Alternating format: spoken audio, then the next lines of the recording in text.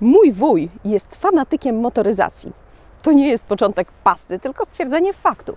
Najbardziej lubi Mercedesy, prywatnie jeździ Fordem, ale ostatnio Skoda Kamiq jest wysoko na jego liście. Na tyle wysoko, że odwiedził nas, jak tylko odebraliśmy testowego Kamiqa. Wszyscy mnie nie odwiedzicie, ale mogę pokazać Wam rzeczy, które zwróciły moją uwagę. Zapraszam!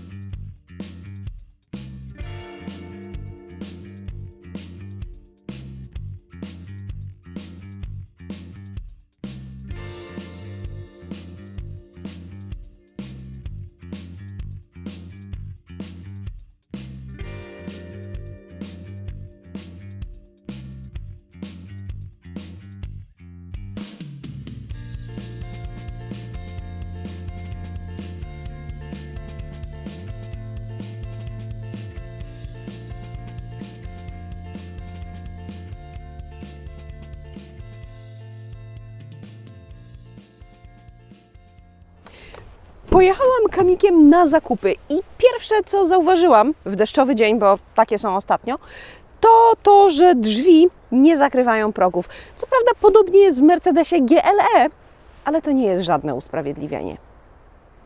Można za to wybrać Simply Clevera w cenniku funkcjonującego pod nazwą Door Protection, czyli na takie plastikowe nakładki, żeby nie obić drzwi sobie, ani samochodowi obok.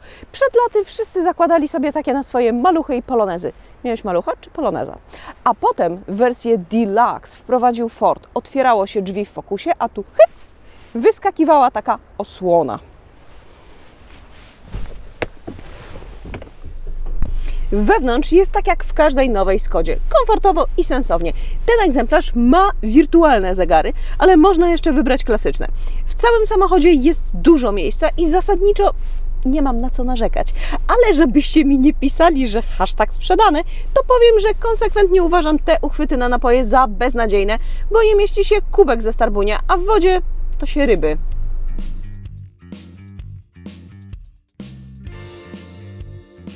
System inforozrywki koncernu WAG to klasa sama w sobie. Jest intuicyjny, chociaż bardzo rozbudowany, ma Android Auto, czego nie mogę powiedzieć na przykład o BMW, ale ładuje się 15 sekund od włączenia samochodu. Też myślisz, że to za długo? Daj mi znać w komentarzu.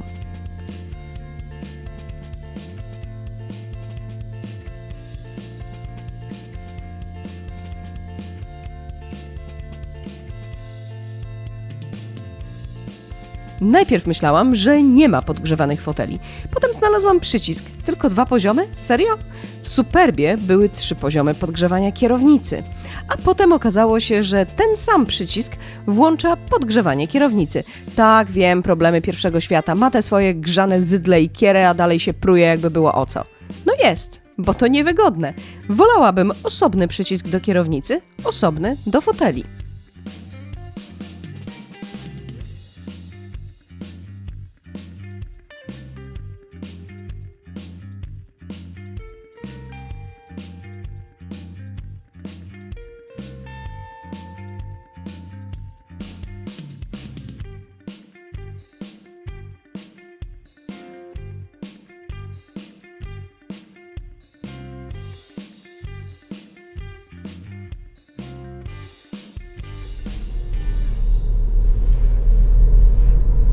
Widoczność jest poprawna, ale w samochodzie od tej bryle przydaje się kamera cofania. Obraz z kamery w Kamiqu jest bardzo szeroki i to się chwali, ale jednocześnie irytuje mnie to, że widzę elementy karoserii. Ja wiem, że to dla mojego dobra, to tylko moja nerwica natręctw.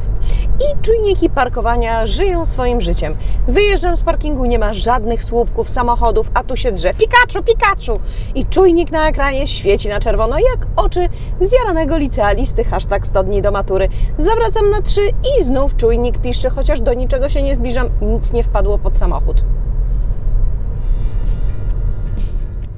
Podejrzewam, że chodzi o zbliżenie do krawężnika, w końcu nikt nie chce porysować felg, ale takie nagłe i bardzo stanowcze ostrzeżenia sprawiają, że przestaje się wierzyć w to, co się widzi w lusterkach czy na obrazie z kamery.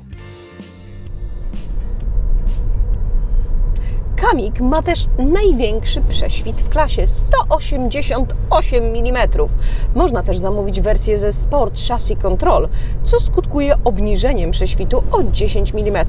Ale nawet w tak zglebionej Skodzie masz większy prześwit niż w Hyundaiu Tucsanie. A wiecie, te krawężniki są takie wysokie, że jak nie masz SUV-a, to nie da rady wjechać.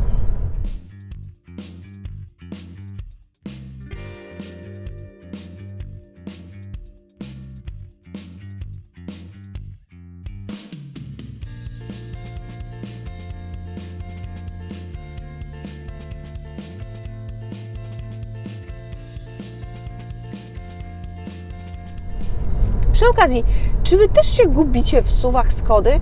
Czym Kamik różni się na przykład od Karoka? Jest trochę niższy i krótszy, ale ma ten sam rozstaw osi. Ma też, jak mówiłam, większy prześwit, ale znacząco mniejszy bagażnik. Do bagażnika wrócę za chwilę. Wizualnie jest ciekawszy, to bardziej skala niż niedźwiedź Kodiaq. W Karoku narzekałam na silnik i skrzynię biegów. W testowym Kamiku mam ten sam litrowy silnik o mocy 115 koni mechanicznych, ale skrzynia jest automatyczna i to robi dużą różnicę. W mieście i poza nim Kamika przyjemnie się prowadzi, nawet mimo lekkiego podskakiwania na nierównościach zawieszenia. Może to kwestia innej konfiguracji niż bliższa podłoża Scala, którą jeździłam parę miesięcy temu, bo to ta sama płyta podłogowa i pewnie połowa elementów.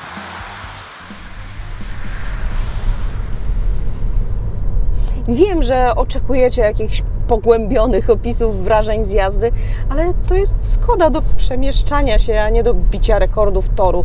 Macie dowieźć na wakacje i dopiero mogą się zaczynać przygody.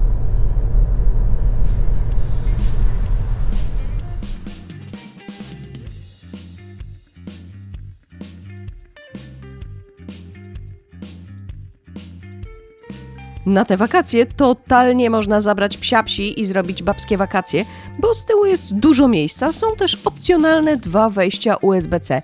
Niestety, inaczej niż w Karoku, kanapa się nie przesuwa, więc jeśli jedziecie we dwoje, ale lubicie zabrać z domu wszystko, to nadal macie tyle miejsca w bagażniku, ile jest. A jest go 400 litrów. To mniej niż w Karoku, czy nawet w Scali. Testy obydwu modeli linkuję w opisie pod filmem. Podwójna podłoga to opcja, haczyki na zakupy, i zobaczcie jakie porządne, są w standardzie. W testowym Karoku nie było elektrycznie zamykanej klapy bagażnika, na co narzekałam. Tutaj jest, ale nie ma sterowania gestem.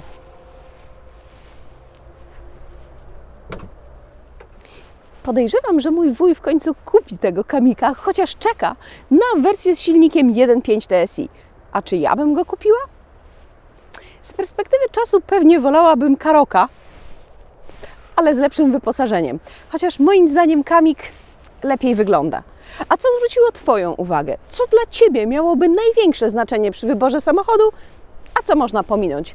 Daj mi znać w komentarzu. Subskrybuj, oceniaj i dziel się moimi wideo. Zaglądaj w zakładkę społeczność. Tam najprędzej dowiesz się, czym jeżdżę i co testuję w danym tygodniu. Kolejny materiał w czwartek za tydzień o tej samej porze. Dzięki i do zobaczenia.